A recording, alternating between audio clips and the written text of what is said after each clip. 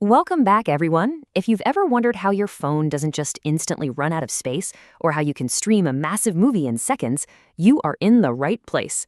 In today's explainer, we're pulling back the curtain on a silent, basically invisible force operating behind the scenes of literally every single device you own. We're talking about the architecture of digital compression. It is the underlying magic trick that keeps our fast-paced technological world running without constantly crashing. So let's jump right in. To really grasp the stakes here, I want you to look at this number, 1 trillion. That's 1 trillion bytes, and it represents the sheer immense weight of raw, uncompressed data making up a modern high-fidelity media file. Think about a huge open-world video game or a 4K movie.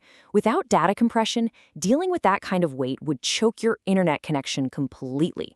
I mean, downloading a modern game in its rawest form would practically take until the next ice age. It's just an incredibly unsustainable mountain of data. So here is our roadmap for conquering that mountain today.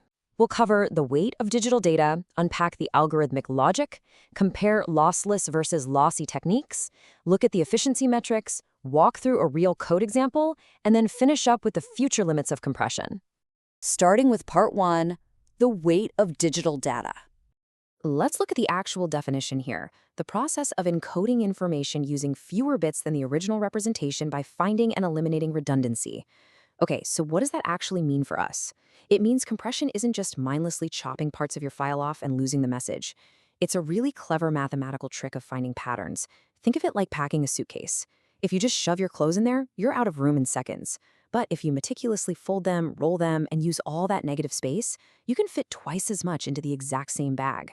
Data compression is essentially doing that, learning how to pack the digital suitcase by spotting repeated stuff and saying, hey, we really only need to write this down once. Which brings us to section 2, unpacking the algorithmic logic. So how does an algorithm actually fold those digital clothes?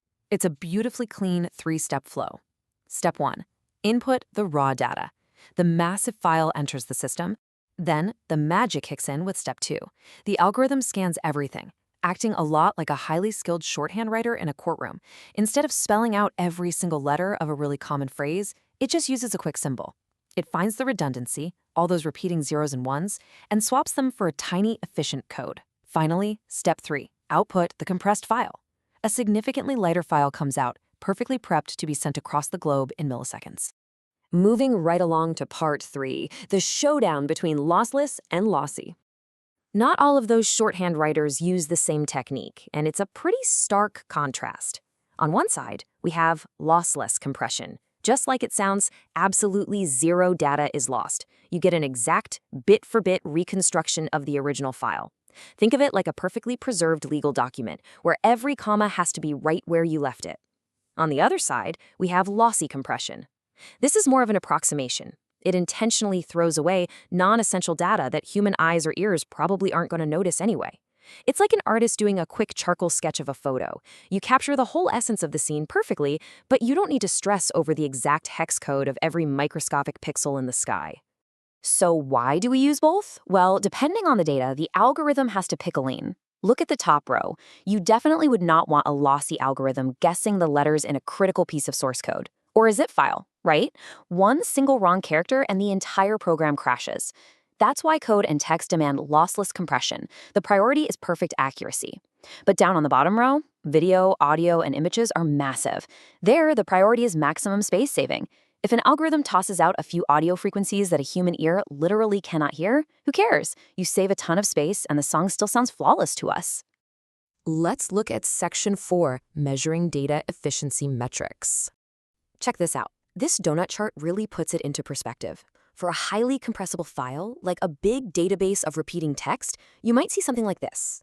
That tiny 10% slice, that is the actual compressed data we end up storing. The massive 90% chunk is just eliminated redundancy. Think about the real-world impact of that metric. It means 90% of the server space, 90% of the energy to store it, and 90% of the bandwidth needed to send is just saved, completely bypassed. The algorithm just slices the fat away with surgical precision, leaving only the essential blueprint. All right, section 5, compression in action. Let's get our hands dirty with some code. I know theory can feel a little abstract, so let's look at the actual mechanics. This is a classic, really simple technique called run-length encoding. Look at our raw input data: 5 A's, 3 B's, and 2 C's. That is 10 characters. But look at the compressed output. The algorithm just counts the repeats. 5 A's becomes 5A, 3 B's becomes 3B, 2 C's is 2C. So instead of storing 10 individual characters, we are only storing 6. Boom. You just witnessed a 40% reduction in file size using nothing but pure, straightforward logic. And under the hood, it's just a simple loop executing these 4 steps. First, it initializes a blank slate, an empty output string. Then it starts looping through your file, character by character. While it's looping, it counts the consecutive identical characters, how many A's in a row. As soon as it hits a B, it stops counting and appends that count and the character to the output string. Then it just starts the loop over again. Loop, count, write the shorthand. It's incredibly elegant and completely proves the logic we were just talking about. Finally, Section 6, the future of compression limits. We've seen the logic, the metrics, and the code. But where does this architecture go from here? Is there a physical, mathematical limit to how small we can actually compress data? Or are we literally just getting started?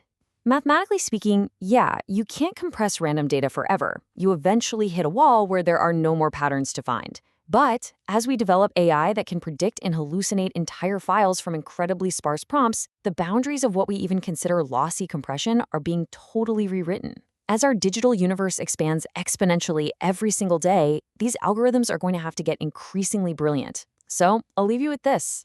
Just how much smaller can this magic trick get? Thanks for hanging out with me for this explainer. Keep questioning, and I'll see you in the next one.